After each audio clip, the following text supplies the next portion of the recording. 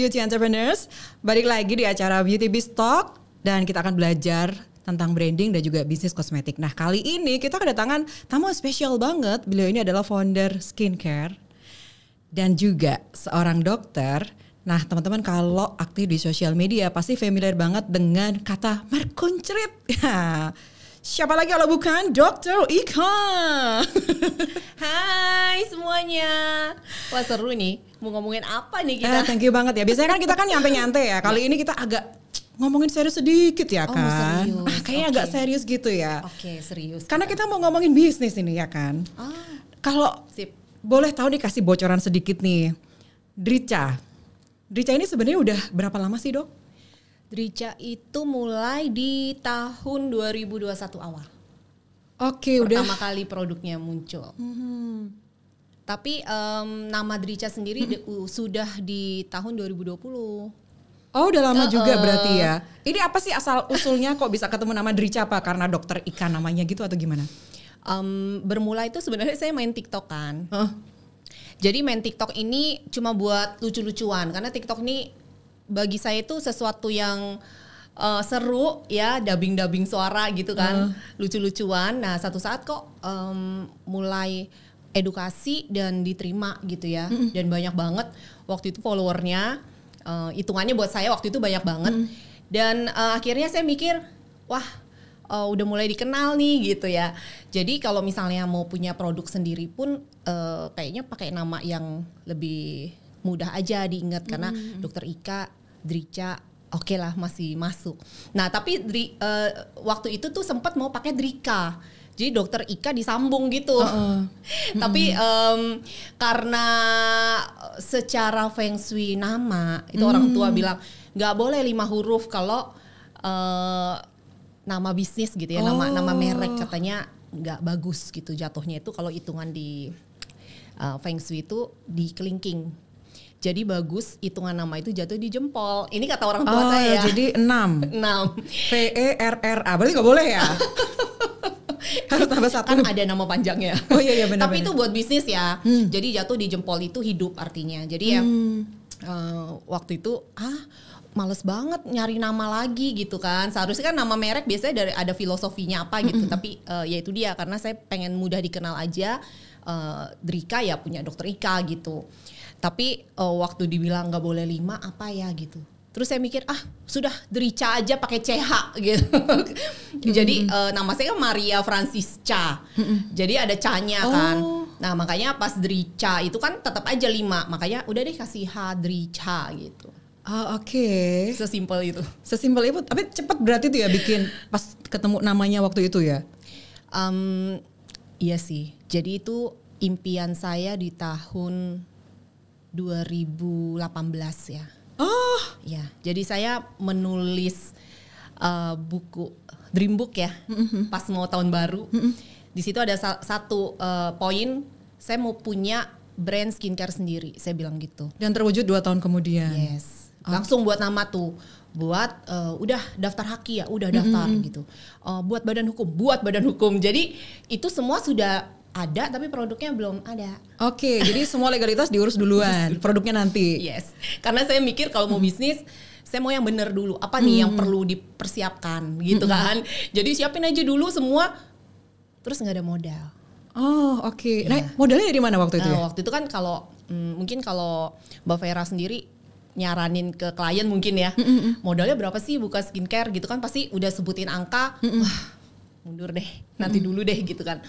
Nah itu pun yang terjadi gitu loh. Saya mikir wah nggak mungkin sih, modal belum ada, terus belum suami masih sekolah gitu kan, spesialis waktu itu. Jadi ya nggak kepikir. Yaudahlah yang penting legalitas dulu deh di iniin gitu ya, benahi dulu nih, diurus dulu gitu. Nah waktu itu udah yang karena modal jadi nanti gitu. Nah kemudian ya saya jalanin dulu apa yang ada kan karena waktu itu masih ada klinik praktek di klinik ya di area Tangerang. Waktu itu ya udah saya jalanin yang ada dulu gitu. Sambil edukasi di TikTok. Dulu itu waktu pas langsung jadi dokter waktu itu apakah kepikiran bikin brand gitu atau dokter tuh melanglang buana dulu praktek di mana dulu gitu? Ya pastinya melanglang buana ya. Jadi hidup saya ini sebenarnya Mbak Vera kayak air. Nggak Saya ada cuma rencana? percaya. Iya. Jadi intinya saya itu suka sesuatu yang punya dampak ke orang. Intinya di pikiran sih cuma gitu. Jadi rasa rasa kesenangan saya itu pada saat ada orang yang happy juga gitu. Nah, jadi waktu udah jadi dokter ya kan pertama PTT tuh, ya kan, PTT ketemu, dan itu waktu itu di Papua Barat di Ransiki, Manokwari Barat ya itu. Ya. Nah, di situ banyak ya ngelihat orang-orang yang susah gitu ya, berobat dengan apa adanya, dari semuanya deh, pokoknya mereka dengan keterbatasan pendidikan juga gitu. Saya enjoy banget jalanin itu, dan menolong misalnya ke kampung-kampung melakukan pengobatan gitu-gitu, tuh happy banget buat saya gitu. Mulai dari situ tuh ya udah dijalanin aja pelan-pelan. Kayak untuk mikirin punya bisnis sendiri itu enggak ya, Nggak kepikiran waktu itu ya. Cuma intinya adalah ya udah saya sukanya saya kan dokter umum, ya udah saya jalanin aja yang saya bisa gitu untuk bantu dan berdampak buat masyarakat. Ya udah itu aja, saya kayak air aja gitu. Ngalir aja, yang penting saya juga happy, masyarakat juga banyak terbantu, dan ya nggak ada kepikiran saat itu ya untuk buat. Jadi pas kepikiran tuh pas balik ke Jakarta berarti ya? Nah, di waktu itu kan di Manokwari sempat saya buka, habis selesai lulus, selesai PTT, itu saya buka klinik di Manokwari, klinik kecantikan. Nah, di situ ya udah training sendiri ya. Jadi buka usaha sendiri dengan semuanya otodidak, tapi saya udah punya basic untuk jadi trainer facial, trainer untuk bagaimana cara memanage klinik gitu ya. Saya udah belajarin semua, terus saya bawa ke Manokwari. Di situ sewa ruko ya kan. Kemudian alat-alat semua dilengkapi, dan itu semua utang. Berapa lama baliknya? Balik modal nggak? Dan balik utang nggak?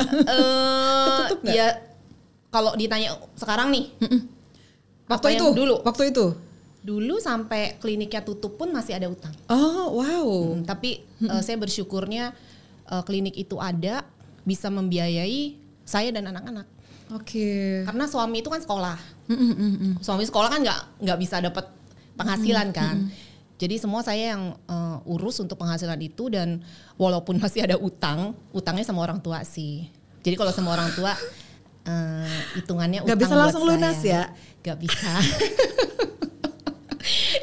Kalau sama orang tua tuh nggak tahu, di keluarga saya nggak bisa. Kalau udah berkeluarga kita udah lepas masalah keuangan tuh, kalau pinjam ya pinjam. Oh gitu. Nice, tapi akhirnya dibalikin ya? Udah lunas. Udah lunas ya. Nah abis itu kan balik ke Jakarta nih, baru tadi kepikiran mau bikin bisnis, terus 2 tahun kemudian baru kewujud gitu ya. Nah kapan sih waktu itu memutuskan untuk oke deh aku realisasiin sekarang gitu? Pada saat ada kesempatan sih waktu itu, kebetulan saya ada teman yang bisa bantu dan dia punya pabrik gitu ya. Jadi untuk pemesannya sendiri itu sangat dimudahkan, dan saya waktu itu mengambil satu produk. Waktu itu kan jangan banyak-banyak produk, satu aja dulu yang bagi dokter itu bisa membantu masyarakat sekarang nih gitu. Yang paling urgent gitu ya. Nah di situ waktu saya ngedukasi di TikTok itu banyak banget kesulitan masyarakat mencari sunscreen yang untuk jerawat. Nah itu kan memang sulit ya, memang sulit. Sampai saat ini pun teman-teman juga banyak banget. Aku kalau pakai sunscreen sering nambah komedo, malah tambah jerawatan. Memang kan UV filter sendiri memang sifatnya juga komedogenik kan, gitu. Jadi pada saat itu saya mutusin buat sunscreen untuk jerawat. Mulai dari satu produk itu. Oke, satu dulu ya. Berarti modelnya minimalis banget ya berarti ya. Minimal. Terus baru muncul produk kedua, produk selanjutnya. Nah, waktu pas produk yang pertama itu gimana cara masarinnya dulu? Di TikTok. Di TikTok. Jadi, ya. Saya ada satu ruangan di rumah gitu ya. Saya packing sendiri. Itu kan cuma satu ya. Jadi saya udah packingin tuh, udah didus-dusin semua. Saya susun, seakan-akan banyak yang beli. Padahal belum laku. Nah itu pertama kali saya pasarin di salah satu marketplace. Dan saat itu edukasi tetap jalan di TikTok. Sambil beberapa konten saya buat untuk promosi. Jadi menjelaskan ini produk apa gitu ya. Kemudian waktu berapa hari setelah saya buat di marketplace itu laku satu. Jingkrakan saya Mbak Vera. Rasanya tuh pecah telur banget gitu pecah ya. telur. Seneng banget, dari situ mulai ada gitu ya. Kemudian karena udah mulai banyak juga yang ikut di udah follower saya kan banyak yang nanya, dokter itu produk dokter gitu kan. Terus mau jadi reseller gitu. Terus itu saya baru satu ya? Baru satu. Oh, wow. Baru satu. Kemudian saya nggak ada secara apa ya, kalau di itu gimana sih hitungan-hitungan buat ada pricing atau yang untuk reseller berapa, nanti dapat diskon berapa gitu-gitu ya. Skema ya. Itu betul-betul kayak udah saya hitung aja manual sendiri. Oh, okay. Jadi nggak ada skill yang betul-betul yang terencana gitu kan. Saya hitung, oke, saya buat reseller deh. Nah, jadi satu reseller kalau mau ikutan itu ngambil 20 pot. 20 pot aja itu sudah jadi reseller. Oke, berarti baru satu produk itu tuh udah banyak yang tertarik untuk jadi reseller berarti ya? Iya. Oke. Sekitar waktu itu sempat sampai 20-an orang. Oh, reseller satu produk aja. Wah, keren banget ya. Baru habis itu terus bikin produk yang kedua dan seterusnya ya. Itu ya. Nah, sekarang itu kan gede banget ya, kayak kalau ngelihat kantornya kan motor tuh banyak banget, berarti kan karyawannya banyak banget. Nah, waktu dari dokter sendirian terus udah gitu berkembang jadi banyak karyawan kayak gitu tuh sebenarnya apa yang pertama kali dibutuhin? Apakah salesnya harus kencang dulu ataukah ada tambahan modal dan segala macam gitu? Apa yang harus ditunggu untuk bisa nambah tim sebanyak itu? Sesuai kebutuhan. Oke. Sesuai kebutuhan. Jadi waktu itu saya cuma bertiga. Awal saya sendirian, kemudian bertiga plus sama reseller yang ada. Kemudian di situ mulai atur dari harga semua dibenerin gitu pelan-pelan ya. Jadi kayak mengalir aja sih Mbak Vera. Okay. Udah saatnya dirombak gitu. Di saatnya dibutuhkan nambah gitu ya. Nah setelah itu satu-satu dibenahi kayak dari harga, kemudian dari cara memasarkan, kemudian dari cara kita harus ternyata harus live, ngikutin yang sedang terjadi trendingnya. Kemudian mulai rekrut satu buat host live. Udah itu tuh satu, kurang satu lagi untuk packing, karena kan waktu itu kan saya packing semua tuh. Jadi pertama kali tuh host live 8 jam dia live, saya yang packing. Oh. Jadi saya di sebelahnya si host live nih. Sambil kalau host live-nya nggak bisa jawab pertanyaan, saya yang jawab. Jadi awal-awal Drica pasti yang nonton tuh tahu banget ya. Ada suara saya di belakang. Ada suara saya di belakang. Sambil packing, pret gitu bunyinya. Seperti itu. Jadi karena udah mulai banyak yang pesen, rekrut lagi satu. Oke. Kemudian bersyukur banget, disupport banget sama suami ya, dan terus ada tempat. Nah waktu pindah tempat itu mulai naik lagi. Jadi pengaruh banget ya Mbak Fer. Saya ngerasa kalau bisnis kita modalin itu pasti peningkatannya lebih lagi. Jadi kalau awal-awal tuh mungkin takut ya, aduh bisa nggak ya, nanti ramai nggak ya, kan ada kekhawatiran seperti itu ya. Tapi pada saat diyakini ini, saya tuh selalu meyakini ini bisnis saya bukan cuma buat saya, tapi buat bantu masyarakat. Ini baik gitu ya. Pada saat ada rezeki bisa nambah, ya tambahkan, jangan khawatir yang terlalu kayak overthinking banget gitu, nanti begini begitu, takut nggak laku apa gitu. Biasanya takutnya kalau kebanyakan operasional kan takutnya profitnya itu turun gitu ya. Iya betul, karena dari orang tua juga suka ngasih pandangan kan, hati-hati, jangan terlalu berani gitu-gitu. Tapi saya cuman ya berdoa ya, udah pasti berdoa, serahin sama yang di atas gitu. Jadi ya kayaknya jalannya itu mulus saja. Berarti ini benar-benar kayak air aja ngalir banget ya? Iya. Di perusahaan ini dokter sendiri atau ada dibantu profesional gitu? Profesional secara yang turun langsung belum ya. Jadi ya lebih kayak nanya-nanya, konsultasi aja gitu. Jadi yang benar-benar yang menjalankan di lapangan ya saya sendiri dengan tim yang ada gitu. Jadi cuma konsultasi, gimana ya kira-kira ini. Oh lebih baik tuh gini-gini, secara teorinya gini. Saya terapin. Terapinya juga nggak yang ketika bicara langsung saya terapin, enggak. Mungkin 2 bulan, 3 bulan kemudian baru bisa diterapkan. Jadi saya itu selalu berpikir kalau saat ini itu secara teori begini nih, tapi kalau saat ini belum bisa saya praktekkan, ya jangan stres gitu. Ya udah saya jalanin dulu kan. Kalau teorinya kan harus tambah modal, nanti apa ya kayak buat marketingnya begini begitu, ya kan harus di endorse siapa misalnya pakai influencer. Itu menarik loh. Kalau menurut dokter tuh endorsement ke influencer itu sangat penting nggak? Yang Drica alami sampai saat ini kan nggak pakai endorse kayak apa campaign kerjasama dengan KOL biasa atau kan campaign ambassador ya. Misalnya gitu. ada satu produk mau launching kita campaign kan biasanya begitu ya. Saya nggak gunain itu karena saya ngelihat itu di TikTok tuh ya, biasanya influencer ada yang benar ya, cuman banyaknya itu kan cuma dipakai beberapa hari, langsung buat konten, nggak tahu dipakai lagi atau enggak gitu. Nah saya itu cuma mikir, aduh sayang banget ya produk saya gitu. Kalau nggak dipakai lagi gitu ya.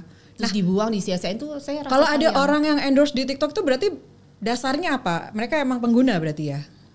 Yang di Drica ya? Iya.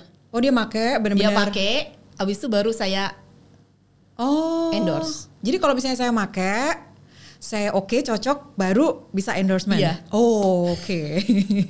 Agak aneh ya. Keren banget ya. Jadi kalau dia nggak suka ya udah, nggak usah. Tapi menurut dokter tuh jadi sadar nggak sih kalau itu tuh lama? Iya benar. Lama hasilnya kan? Lama. Karena nggak viral, nggak viral. Dan itu kan satu-satu ya, satu-satu kan yang mau pakai juga gitu. Dan lama kan nyobain skincare ya kan. Dan nggak semua yang pemakai, yang beli terus pakai cocok, itu nggak semuanya mau testimoni. Tapi saya tuh penasaran banget dok, kan dokter kan punya follower 2 juta ya, lebih udah 2,4 ya, keren banget lagi kan. Ya, semoga 2,5. Kalau orang biasa kan udah gemes nih, ini duit semua. Kenapa sih nggak kayak yang lain gitu? Pakai akun sendiri buat live jualan Drica, malah edukasi mulu, malah sekarang lucu-lucuan ya kan? Itu kenapa sih nggak kayak yang lain gitu, kan lumayan gitu?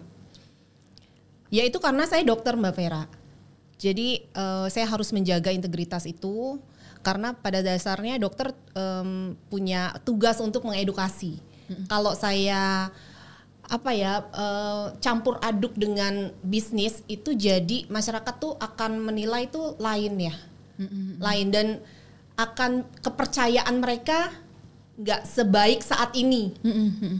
Jadi kalau dilihat Dokter Ika yang dulu dengan yang sekarang, mungkin sekarang itu lebih banyak yang percaya karena saya bisa menjaga itu, gitu.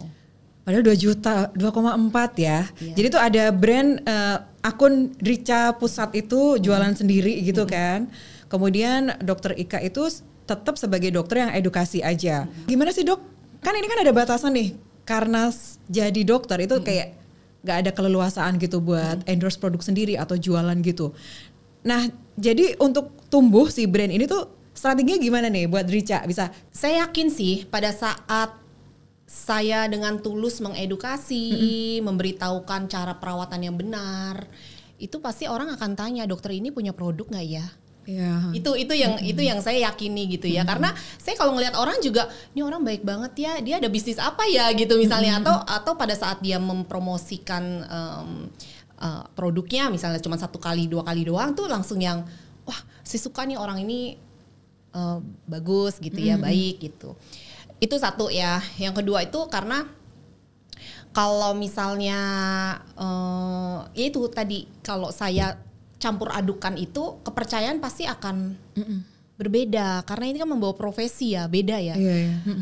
Saya kalau Mbak Vera nanyanya tentang ada nggak sih dok kayak kepengen gitu loh, kepengen. Iya kepengen nggak? Karena kan banyak ya. Dirimu kepengen nggak? gitu-gitu kan, ngetok-ngetok kan. Hari ini check out sekarang. Saya sempat loh. Oke. Oh iya, pernah coba? Satu kali. Jadi dihubungi sama sebut aja ya TikTok. Kemudian dibantu dari timnya suruh jualan. Oh oke. Terus. Iya, saya suruh jualan. Kok saya nggak pernah lihat? Cuma sekali aja ya? Cuma sekali, itu 2 jam. Habis itu berhenti. Padahal waktu itu promosinya untuk live 6 jam kalau nggak salah. Oh oke. 6 jam. Udah disiap setting semua ya. Setting semua, udah ada TV-nya. Ya seperti yang kita lihat lah di TikTok live ya. Terus ada bandonya. Bando yang ada produk-produknya itu ya? Bukan. Oke. Bandonya ada apa gitu temanya lah. Terus udah siap semua timnya, yang bagian gimmick-gimmicknya udah brok pakai tepuk tangan lah, pakai name tag segala macam itu kan. Udah nih berjalan. Mbak Vera please, hati saya nggak bisa. Jadi kayak kok kayak bukan gua gitu. Saya ngerasa kok kayak bukan saya ya gitu. Nggak happy. Jadi saya ngerasa ngapain sih saya kayak gini, dalam hati tuh kayak perang. Kayak perang, terus yang ngapain sih kayak gini gitu, nggak bisa. Gak jadi terlalu mungkin terlalu idealis jadi jatuhnya ya, kayak jangan, nggak mau saya gitu. Saya nggak kayak gini gitu. 2 jam di-cut karena ya nggak tahu lah dari penilaian tim TikToknya. Mungkin kurang bersemangat. Bisa jadi ya, bisa jadi ya. Jadi kayak passionnya nggak terlalu gimana untuk mancing penontonnya, dan saya nggak suka terlalu banyak gimmick. Tiga segini lagi gitu, saya nggak suka. Orang masih ada kok gitu. Kayak jujur banget bodoh 5 gitu. 5 lagi, 10 lagi. Terus nanti masukin lagi gitu kan. Masukin lagi gitu. Ayo cepet abis ya, sold out gitu. Nggak sold out, masih ada gitu. Hati saya tuh kayak gitu, jadinya kayak apa sih, saya nggak suka gimmick kayak gini gitu.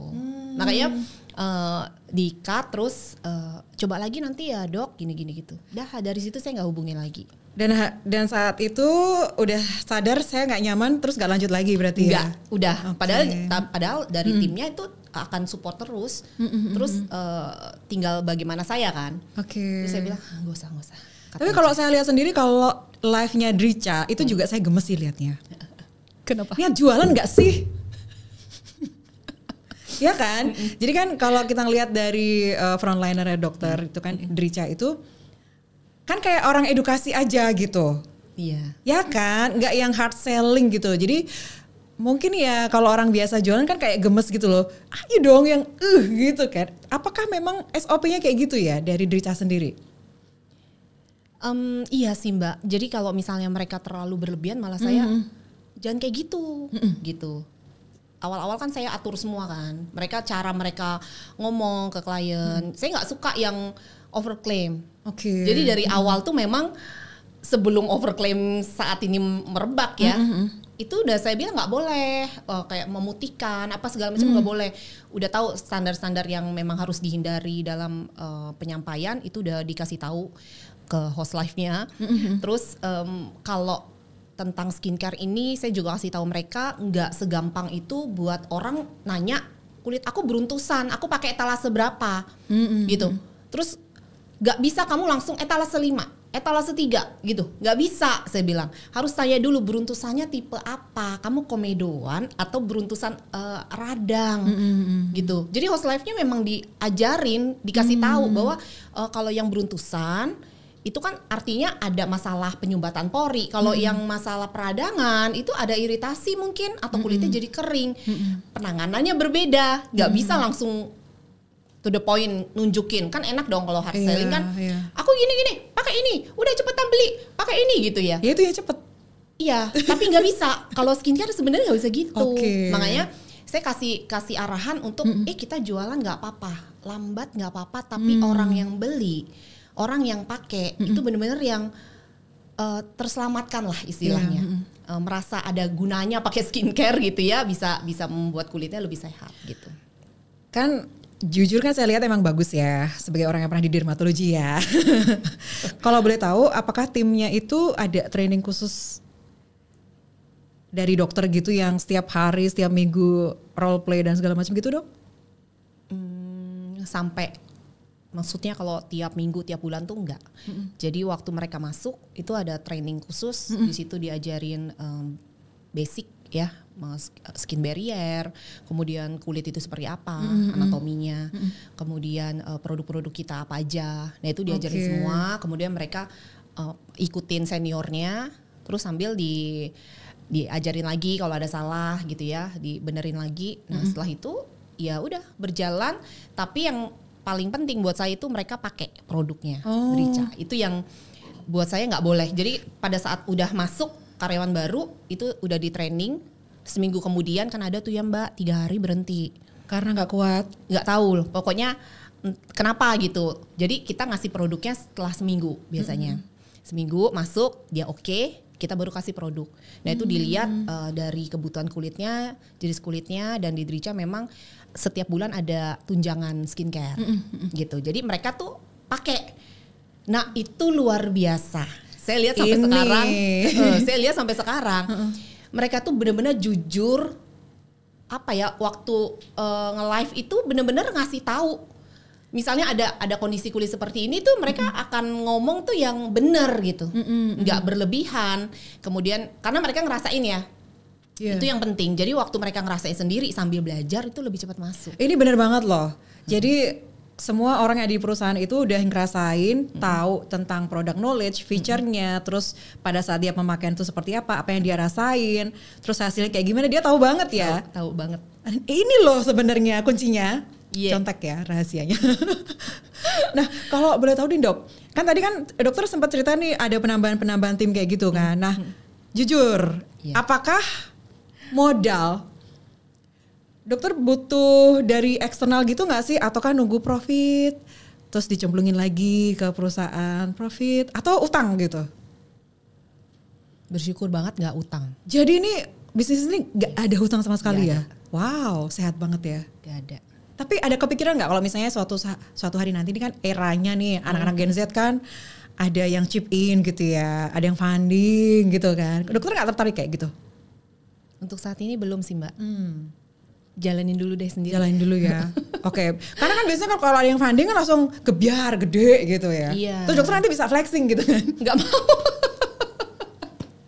Saya parodiin aja. Parodiin aja ya. Nah fenomena sekarang ini nih kan, dan ternyata kan semua mata sudah terbuka nih bahwa flexing itu bukan cara yang terbaik buat bisnis ya. Betul. Kemudian ada lagi yang ternyata memang overclaim dan segala macam. Nah, menurut dokter sendiri, apakah overclaim yang di luar kadar, komposisi dan segala macam itu masih ada di pasaran gitu? Memutihkan, bisa untuk ini dan itu pasti ada nggak? Dan menurut dokter, BPOM itu harus ngapain?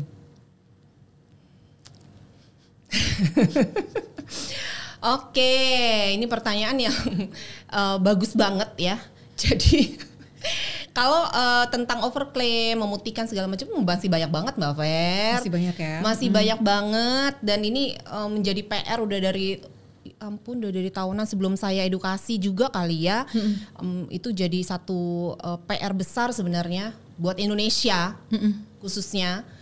Dan di sini yang perannya paling utama kan dari Badan POM ya. Nah kalau saya melihat nih terlalu ribet apanya sih regulasi ya? Regulasi. Dalam mencekal atau menegur atau apa tindakan. ya? Melakukan tindakan ya. Melakukan tindakan tuh terlalu panjang prosesnya, birokrasinya panjang ya. Makanya kenapa saya edukasi nggak berhenti. Kalau Mbak Vera bilang kan kayak kaset rusak kan, pokoknya ngoceh terus. Karena saya menyadari ini terutama yang bahaya kan sebenarnya untuk yang ada nomor izin edar BPOM, tapi isinya merkuri ataupun hidroquinone dan steroid ya sebenarnya. Nah ini kan dampaknya ke teman-teman yang bener gitu. Betul. Produk yang ber-BPOM gitu. Nah dari Drica sendiri tuh mengalami challenge ini nggak sih? Misalnya, kamu kan BPOM, jangan-jangan ada apa lagi isinya gitu? Mengalami itu nggak? Nggak sih. Sama sekali enggak ya? Karena kalau dilihat ya Drica ini sebenarnya nggak terlalu nggak overclaim, nggak yang tadi kayak nggak niat jualan juga. Jadi ini nggak nonjolin tentang produknya sebenarnya. Jadi lebih menjual, lu mau nggak kulit sehat? yuk gitu ya. Makanya kalau udah denger Drica dengan tagline-nya, kemudian dengan yang sudah tertanam di masyarakat yang sudah menggunakan, lu mau kulit sehat ya ke Drica aja gitu. Jadi nggak mengalami itu sih kayak orang tuh meragukan, takut ini takut itu. Jadi ini sebenarnya fokusnya di apa yang dibutuhin oleh mereka ya sebenarnya, customer centric itu ya, dan emotional benefit yang akan mereka dapatkan kalau pakai Drica gitu kan? Iya.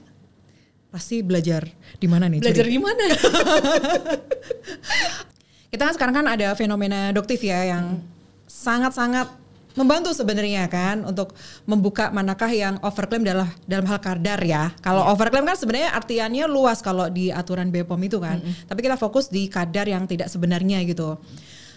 Kemudian juga sekarang sudah ada Dr. Oki juga yang cek lab produk-produk yang sebenarnya sudah ada beberapa disebutkan di public warning BPOM gitu. Nah, menurut dokter, ini kan kejadian yang seharusnya bisa diatasi oleh BPOM nih, tapi ya udahlah ya gitu. Nah, menurut dokter sendiri, apa yang harus dilakukan oleh konsumen yang kalau nunggu hasil uji lab Doktiv dan dokter-dokter lain itu kan lama banget ya. Terus gimana caranya milih produk yang aman buat dia gitu, yang atau yang nggak overclaim itu gimana caranya? Sebenarnya mudah ya. Sebenarnya mudah, bener nggak Mbak? Iya. Cuma masyarakat ini sudah terbiasa dengan klaim-klaim. Sebenarnya sudah terbiasa dengan marketing. Jadi mereka membeli sesuatu itu berdasarkan cara manfaatnya atau klaim-klaim yang disampaikan atau viralnya gitu. Padahal kalau dilihat lagi, saya selalu ngajarin juga sih di konten-konten saya itu bagaimana kamu tuh harus pelajari dulu kulit kamu.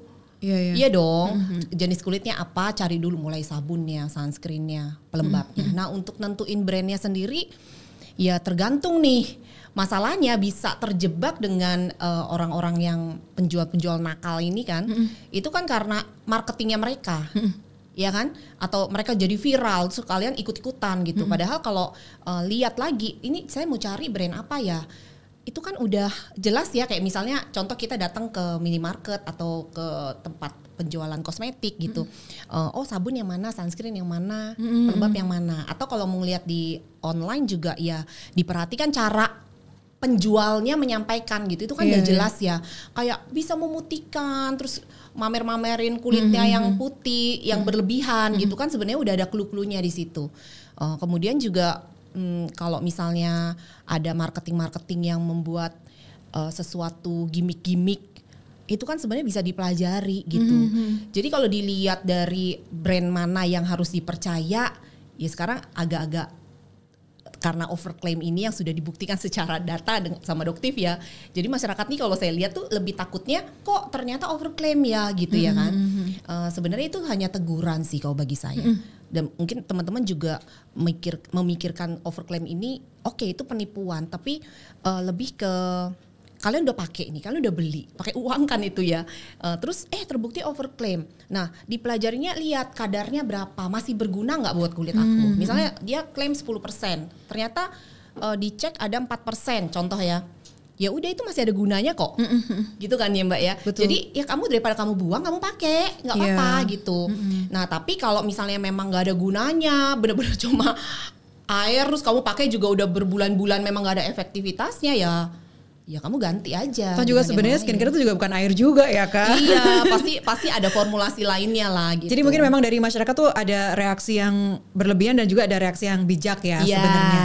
Oke, berarti tadi kan dokter juga kita bisa simpulkan bahwa untuk milih produk juga harus dari reputasi brand juga ya. Betul. Reputasi brand. Kemudian kita juga tahu tentang mekanisme kulit kita itu seperti apa, untuk saya tuh kayak gimana, terus tahu masalahnya apa, terus baru cari produknya gitu kan. Ya. Oke. Atau kalau enggak ya kalau misal mau dibalik ya boleh juga. Misalnya nggak tahu nih, aku nggak tahu cara nentuin jenis kulit aku apa, ya konsultasi sama yang memang bisa menyediakan konsultasi itu, ya kan. Setiap brand sih rata-rata bisa ya untuk nanya. Dok, kalau Drica ini kan lumayan terkenal ya. Amin. Kan sekarang kan kemarin kan waktu di Cosmetic Expo ya, Exhibition. Itu kan rame banget. Paling rame lah ya.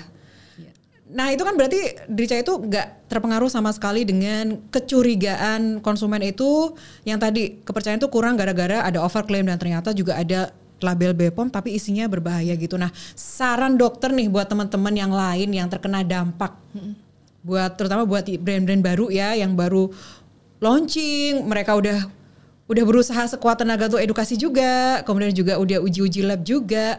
Itu saran dokter untuk dua nih, untuk pebisnisnya, untuk pelaku usahanya dan juga untuk konsumen. Gimana dok?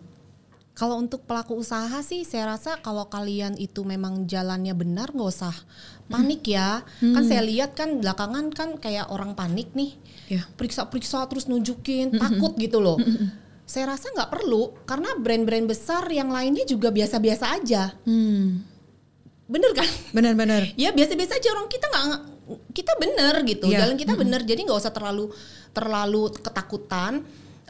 Kalian fokus aja dengan masyarakat sekarang nih butuh nih karena saya udah pernah singgung nih bakal banyak ledakan DPO ya, dermatitis perioral, mungkin okronosis atau flek sewajah gitu, hiperpigmentasi ya. Selain dokter-dokter yang akan juga sibuk untuk kedatangan pasien-pasien ini, juga pelaku-pelaku bisnis kosmetik yang akan berhadapan dengan klien-klien yang akan konsultasi dengan kondisi kulit yang nggak mudah ditangani gitu. Terutama pasti harus basic dulu, ya kan masuk. Nah itu harus ditingkatin lagi edukasinya atau konsultannya ya sebagai pelaku bisnis. Itu sih fokusnya ke situ. Jadi nggak usah ketakutan harus nunjukin klarifikasi. Iya nggak perlu. Padahal nggak dituduh. Iya. Padahal tidak tertuduh karena sebenarnya ya yang nakal-nakal ini kan sebagian aja sih. Sedikit. Sedikit. Tapi rame ya kan. Tapi rame. Yang benar tuh banyak banget malah. Mungkin karena fenomena ini jadi lebih kita para pelaku bisnis lebih ini aja ya, lebih waspada, lebih kritis lagi, lebih lebih berhati-hati lagi untuk mengecek lah ya secara. Dan satu lagi dok, kalau kita tuh nggak ngeklaim angka itu kan sebenarnya nggak perlu uji ya. Oh iya benar. Tapi ini pun juga diharapkan dari owner itu memang ada komunikasi dan koordinasi yang baik lah dengan pabrik. Kalau pabriknya itu bagus sih sebenarnya dia akan open aja ya kan. Iya. Tapi kalau misalnya ya ada sesuatu hal kan biasanya mereka nggak open karena memang ada beberapa pabrik itu yang takut banget kalau misalnya formulanya dicuri atau pindah ke tempat lain gitu kan. Jadi memang butuh kepercayaan antara si owner dan juga pabrik gitu. Kalau untuk konsumen gimana dok? Kalau konsumen sendiri kan di konten-konten saya tuh kan ada yang komen tuh pokoknya no debat, aku maunya udah yang direct view doktif gitu misalnya. Ya kalau kamu mau begitu ya sulit sendiri aja gitu ya. Karena kan akan lebih terbatas pilihannya. Oke. Iya kan? Padahal yang di review doktif tuh hanya memberikan data untuk beberapa bahan aktif. Dan gak semua produk dari brand tersebut itu gak bener juga gitu. Iya. Nah lebih bijak aja sih sebenarnya, tapi yang doktif lakukan ini sangat baik ya buat kedepannya industri beauty ini lebih rapi lagi, lebih fair lagi gitu loh, supaya pemasarannya juga keselamatan masyarakat juga terjamin gitu kan. Tapi ya kalau untuk pemakai sendiri ya jangan terlalu khawatir sih, masih banyak yang bener kok. Iya. Ya dan gak harus nunggu gitu. Kan lama ya kan? Lama. Dokter kan satu orang ya kan? Iya. Dan yang benar Mbak Vera bilang di kemasan itu kalau tidak tercantum bahan aktifnya memang dari dulu sebenarnya seperti itu sih. Cuma belakangan itu karena mungkin ada tren-tren dari luar masuk. Kalau itu lebih ke transparansi. Ditunjukkan nih sekian dosisnya. Padahal yang terjadi adalah sebenarnya satu krim itu kan dari formulasinya juga nggak berdasarkan harus tinggi-tinggian dosis. Betul. Ya kan, teknologi yang digunakan itu kan juga ada pengaruh. Karena efek itu sebenarnya dari satu kesatuan produk itu nggak satu-satu gitu ya kan, nggak satu ingredient A B C. Terus padahal kan harusnya resultnya itu adalah gabungan dari A B C D E. Iya. Terus udah gitu ada pengaturan yang lain juga, pembawanya dan segala macam kan. Betul. Jadi kompleks gitu. Jadi mendingan sih kita nggak usah ribet ya kan? Iya, yang penting aman. Yang penting aman kan. Yang penting amannya itu jangan merkuri, jangan penyalahgunaan obat keras. Itu terpenting. Nah, tinggal nanti yang overclaim ya paling di muka tuh nggak ngefek. Nggak ngefek aja kan? Nggak ngefek aja, dipakai bertahun-tahun lah mukanya gitu-gitu tapi aja. Tapi kasihan gitu. Tuh yang udah nabung loh dok. Iya, Ya iya kan? betul. Saya tuh Yang kasihan tuh yang kemarin itu. sempat lihat banyak sekali komen, aku tuh udah nyisihin uang buat beli produk ini. Betul. Ada yang sampai wah pokoknya saya baru nyadar juga bahwa untuk beli skincare aja tuh ada yang sampai nabung, sampai nyisihin duit beras dan segala macam. Itu tuh ini nih yang sebenarnya Sedih banget sih. Itu yang jadi sebenarnya jadi sorotan itu ya untuk kasus-kasus overclaim ini.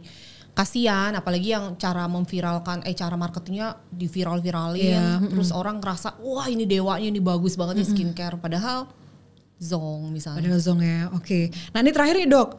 Kan sekarang ini kan masih euforia untuk bikin skincare dengan brand sendiri kan masih banyak banget ya. Karena dari Maklon itu juga banyak yang menawarkan harga ekonomis lah. Sekian juta udah jadi owner skincare, apalagi Bepom suka crazy rich gitu kan. Nah, dokter punya pesan nggak buat mereka yang ingin mulai bisnis kosmetik sendiri? Harus punya tujuan apa? Nah itu yang memotivasi karena untuk menjalani ini tidak mudah kecuali memang punya modal besar banget, udah siap semua. Aku setuju itu. Kalau kita nggak punya tujuan tuh nggak punya motivasi. Kalau kita kepentok itu udah berhenti, udah putus asa. Tapi kalau misalnya kita motivasinya kuat banget, mau kepentok apapun itu akan maju terus kan. Betul. Karena bisnis itu nggak mudah, bener nggak? Betul, nggak mudah. Emang saya itu ngalami masa-masa yang lu kok lama banget sih? Di pikiran saya ini tuh lihat tuh si itu cepet banget, si itu cepet banget, ih dokter itu terkenal banget, baru masuk udah hebat banget lu, lama banget lu gitu, berkecamuk gitu. Cuma saya mikir ya udah dia bisa, lagi masanya dia naik ya apa-apa, saya belum, nanti ini toh mau dinaikin sekarang sama Tuhan juga sayanya nggak siap gitu, selalu begitu. Jadi saya ngerasain itu perjalanan. Pada saat saya mulai naik itu memang saya sendiri pun siap. Nah waktu itu kalau dinaikkan lebih cepat, misalnya diviralkan lebih cepat, sayanya yang nggak siap gitu. Jadi kita selalu pebisnis ya memperbesar mangkok ya. Nah itu teori yang saya dapat tuh. Besarin mangkoknya dulu, baru nanti dapatnya banyak gitu. Kalau mangkoknya masih kecil, itu kan buat kita tuh harus sesuatu yang mau dibentuk itu kan nggak mudah ya. Pasti ada pengorbanannya, ada mungkin sedih-sedihnya gitu. Itu ya dijalanin aja dulu. Terima kali ya Mbak Fer. Lebih banyak untuk saya mampunya baru segini nggak apa-apa. Jadi jangan selalu dia udah bisa, kok gue belum ya. Terus kayak panik sendiri, bingung sendiri. Boleh ambisius tapi harus realistis juga ya, biar lebih menikmati journey-nya. Karena setiap orang punya journey masing-masing ya. Betul banget. Oke. Ada lagi Dok? Pelaku usaha harus memiliki skill ya, kemampuan dalam entah dari produknya ya, kayak misalnya produk tentang pelembab. Pelembab tuh apa itu harus tahu minimal lah, walaupun dikit-dikit gitu ya, tapi tahu, jangan ngasal, ngomongnya ngasal. Atau yang ada pencerah-pencerah kulit, nah pencerahnya itu seberapa tinggi bisa mencerahkan, itu kan harus tahu ya, jangan sampai bilang memutihkan seperti itu. Atau yang berapa kali itu kan harus dilihat lagi, itu lebih ke gimmick marketing aja atau memang benar-benar bisa terbukti gitu. Intinya kan kita kalau mau menjual sesuatu, yang terpenting kan hasil ya. Karena kalau nggak ada hasil tuh berarti kan produknya nggak bagus. Iya benar. Iya dong. Kalau hasilnya bagus, nggak usah terlalu banyak keluar-keluar tuh produk yang akan ngomong sendiri kan sebenarnya kan. Bener. Dari klien-klien. Nah contoh dari pengalaman saya sendiri di Drica, kenapa awal-awal kok lambat banget Dok? Kok biasa-biasa aja, maksudnya kok nggak ada effort yang ayo dong bisa dong gitu. Kok saya diem-diem aja, nggak apa-apa, saya mau tuh ngakar. Saya mau tuh bisnis itu kita ngakar dulu, buat akarnya dulu, fondasinya dulu, karena buat naik itu gampang cepet kalau akarnya kan udah kuat. Nah untuk akarnya ini saya terapkan di testimoni. Jadi saya nggak mau menggebu-gebu testimoni, asal aja testimoni. Tapi benar-benar dari orang penggunanya sendiri yang nggak tahan, Drica ini kok lama banget sih nggak viral-viral padahal bagus banget gitu. Nah itu kan lama-lama terbukti di tahun-tahun ini, tahun kemarin itu udah mulai tuh, kok kok dok dipromosin lagi dong dok, ini padahal bagus banget gitu. Jadi harus punya skill. Habis itu yang terakhir itu kita sebagai pelaku usaha juga harus tahu regulasinya ya, dari bahan aktifnya, kadar-kadarnya, itu harus transparansi juga ke dari pabriknya ke kita sebagai owner gitu ya. Jadi lebih paham lagi dan bisa dipelajari juga kan, kalau di pabrik juga ada tim R&D-nya kan. Nah, di situ kita bisa banyak belajar juga sebenarnya. Nah, jadi jangan cuma terima bersih aja. Thank you banget atas sharingnya hari ini, keren banget. Dan ternyata perjalanannya lumayan banyak tantangan ya. Banyak. Saya pikir mulus-mulus aja, ternyata enggak ya. Itu aja belum semua loh. Itu belum semua yang di-spill ya. Oke, mungkin lain waktu kita akan dengerin lagi sharing dari Dr. Ika, karena masih banyak mungkin rahasia yang belum di-spill di sini. Nah, teman-teman jangan lupa untuk menyimak podcast berikutnya Beauty Biz Talk. Terima kasih banyak Dr. Ika. Sama-sama. Dan buat teman-teman yang pengen bikin brand sendiri, tetap semangat ya, pasti bisa. Sampai jumpa.